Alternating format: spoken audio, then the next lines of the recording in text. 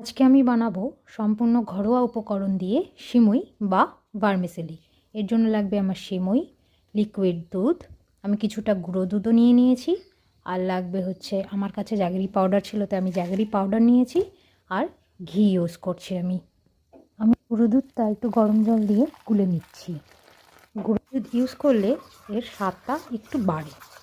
পর লিকুইড দুধটা আছে ওটা আমি গরম করতে বসিয়ে দেবো। তারপর সাইডে একটা কড়াইয়ে সামান্য ঘি নিয়ে ওর মধ্যে ওই সিমুইটা কিছুক্ষণ ভেজে নেব। এদিকে আমার দুধটাও গরম হয়ে এসছে, একটু ফুটে আসলে ওর মধ্যে আমি 2টো এলাচ থেতো করে দিয়ে দিচ্ছি স্বাদের জন্য। আর একটু ভালো করে মিশিয়ে নিচ্ছি। দুধটা আমার ভালোভাবে ফুটে এসছে আর সিমুইটাও এদিকে আমি ভালো করে ভেজে নিয়েছি। এরপর আমি সিমুইটা ওই দুধের মধ্যে দিয়ে দেব। দিয়ে দেওয়ার পর ভালো করে এটা একটু সেদ্ধ হওয়ার জন্য 2 থেকে 3 মিনিট ফোটাবো। ভালো করে নাড়িয়ে দিচ্ছি যাতে নিচে লেগে না যায়।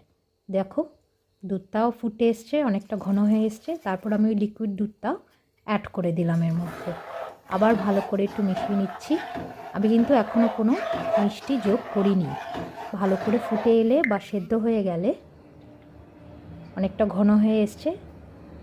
এরপর তোমাদের স্বাদ অনুযায়ী এতে চিনি বা গুড় দিয়ে নেবে।